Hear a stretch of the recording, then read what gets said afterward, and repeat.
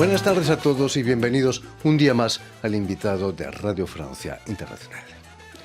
Este jueves se presenta en los salones de la Embajada de Argentina aquí en Francia el libro Los espíritus del museo del fotógrafo argentino Andrés Bergheim, trabajo realizado en innumerables museos del mundo, movido por su pasión por el arte, por supuesto, pero superpuesto a la realidad por una extraña fuerza que podríamos llamar azar o magia, como ustedes quieran.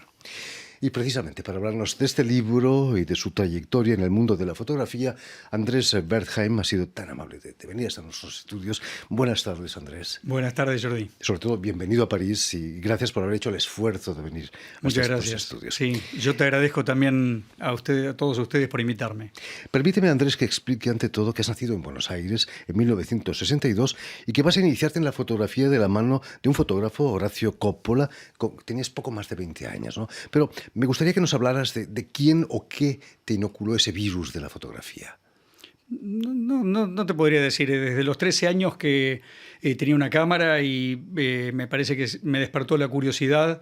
Y cuando compré la primera cámara reflex a los 21 años más o menos, no paré de fotografiar y por el azar lo conocí a Horacio Coppola. Y a pesar de que él no solía dar clases, tuve la suerte de haber podido considerarme discípulo de él. Y fue una gran suerte, sí. Imaginas la fotografía con película, me imagino, ¿no? Claro. En aquella época no existía todavía la fotografía digital. ¿Cómo te pilló la revolución digital de la fotografía? La verdad que es muy, muy cómodo, es fantástico, es mágico verlo aparecer enseguida. Antes lo hacíamos con Polaroid como pruebas o especialmente usándolo para algún proyecto en especial. Y hoy en día lo tenemos al alcance de la mano todos. Y eso hace que sea mucho más fácil poder verlo y poder volver a hacer otra si algo no nos gusta. Sigo igual fascinándome por la fotografía analógica y para ciertos proyectos la prefiero. Se perdió la magia, ¿no? Quizás, hablando de magia. Sí, creo que las dos herramientas son válidas según lo que uno quiera expresar. Y la magia que ocurre en el laboratorio cuando surge la imagen de las cubetas es algo único. Fantástico. Pero bueno, aquí está la fotografía digital también y llegó para quedarse, así que disfrutémosla. Andrés Bergheim, pero quizás lo que ha marcado tu vida como fotógrafo quizás ha sido el hecho de instalarte en Alemania, ¿no? ¿Tenías familia en Alemania? No tenía familia en Alemania, no.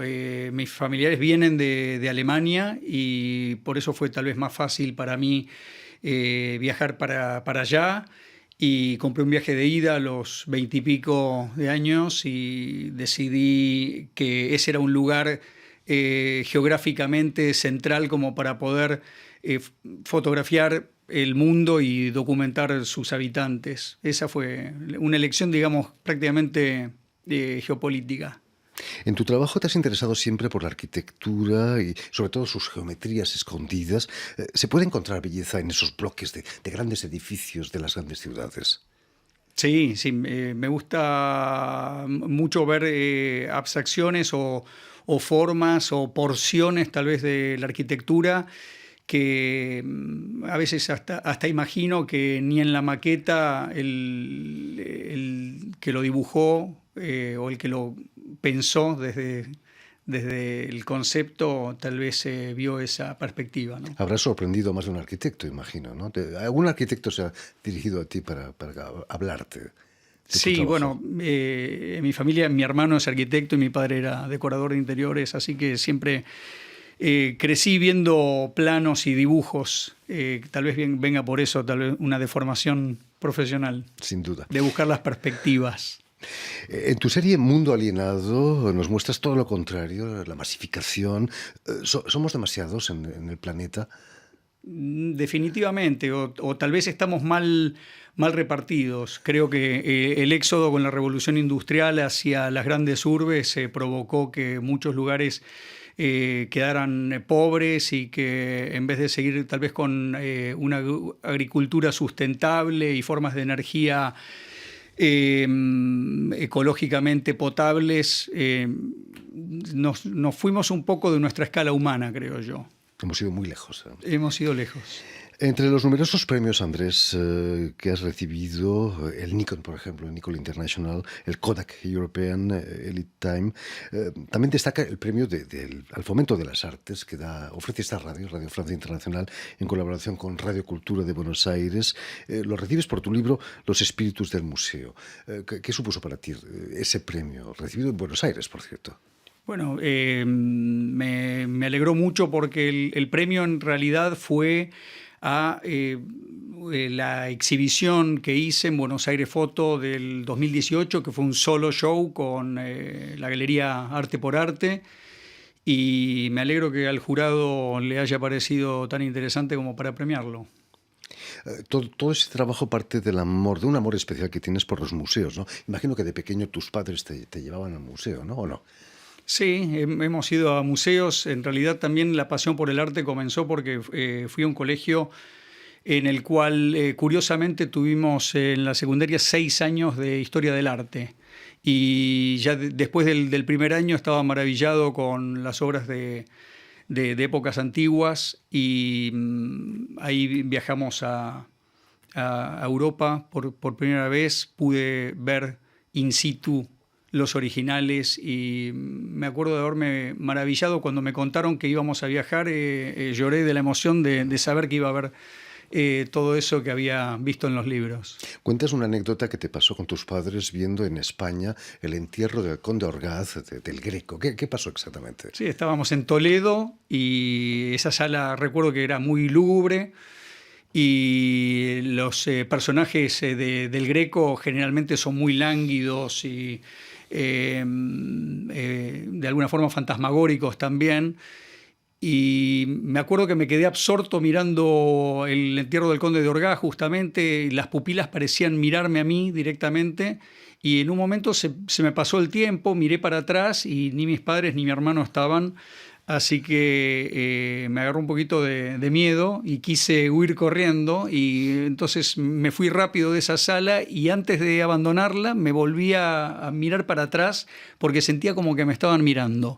Y efectivamente había como una anamorfosis que parecía que por la perspectiva verdaderamente los ojos me seguían. Bueno, esto... Solo lo pueden hacer los grandes maestros. Sí, probablemente. Esa maravilla. Cuéntanos, ¿cómo nace la idea de superponer imágenes de cuadros con la realidad de un museo?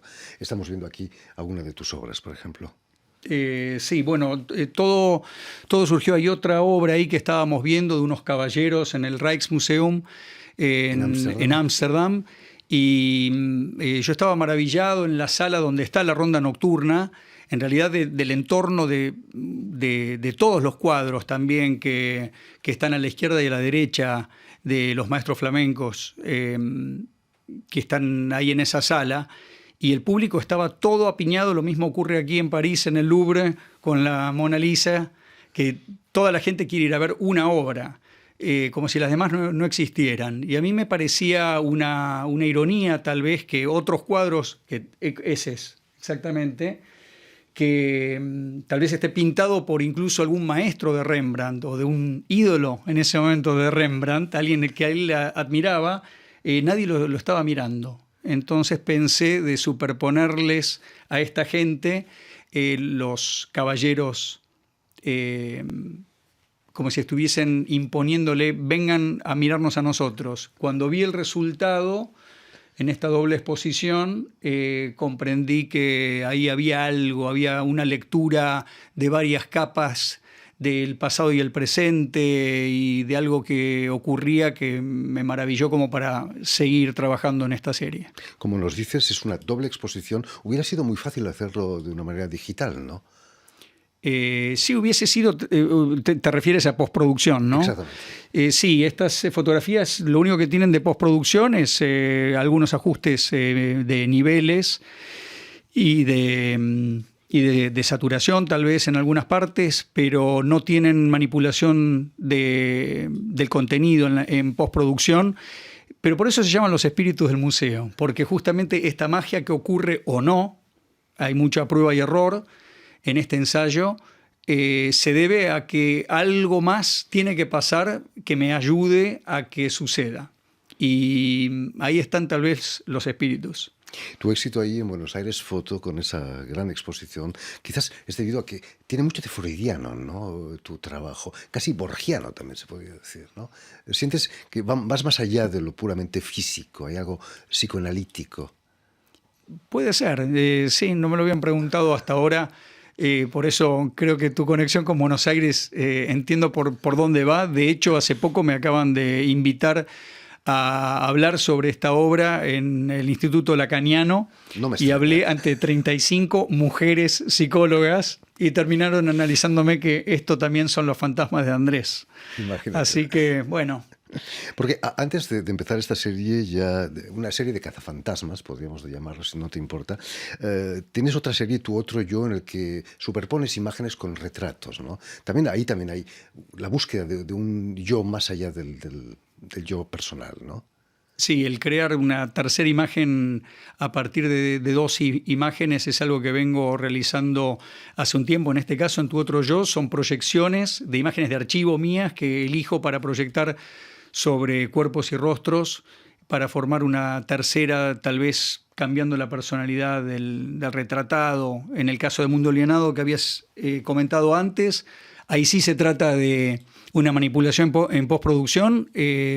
A propósito, pensada a priori las tomas de tal forma que, pensando después en la postproducción, yo pueda multiplicarlas, rotarlas y espejarlas para que nos den esa sensación de mayor alienación en el planeta, ¿no?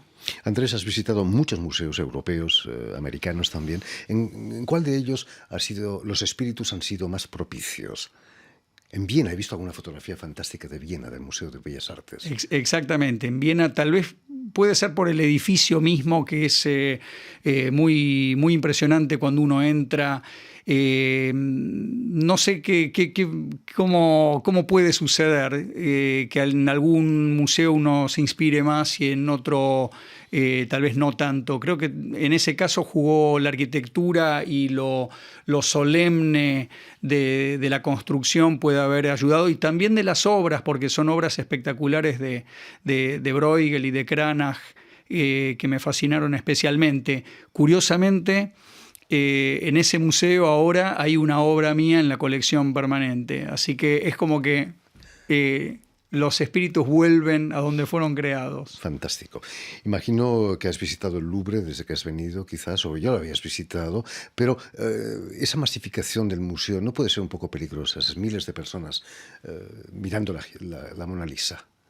Sí, de hecho no estoy yendo en esta visita, no tengo tiempo, porque vine a ver Paris Photo, y también especialmente invitado por ustedes, claro, pero hacer cola y estar con tanta gente para ir al Louvre, preferiría elegir algún otro momento. La masificación lo que hace es que los museos se tienen que ayornar en sus políticas, y hay varias charlas muy interesantes que están dando vuelta al mundo. En este momento en Buenos Aires, justo en este mes, hay 2 de autoridades eruditas que vienen a contar un poco lo que pasa hoy en día en los museos. Y esa gente también es interlocutora válida y muy interesada también de esta obra, porque cuando la ven es como que ven reflejado un poco lo que pasa, ¿no? Gente. El Louvre tenía su fantasma, se llamaba Belphégor, y fue popularizado por una serie de televisión en los años 60, donde el museo estaba, no diría vacío, pero mucho menos lleno que ahora, ¿no? Quizás hasta los fantasmas tienen que dejar los museos, ¿no?, hoy en día. Sí.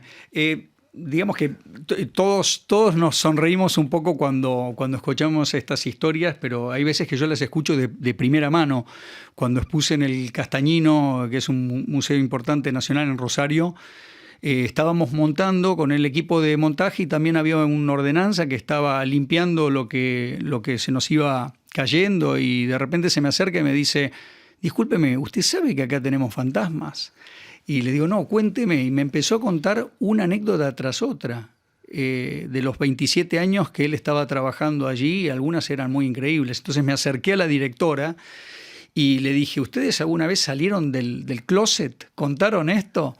Y me dice, no, jamás.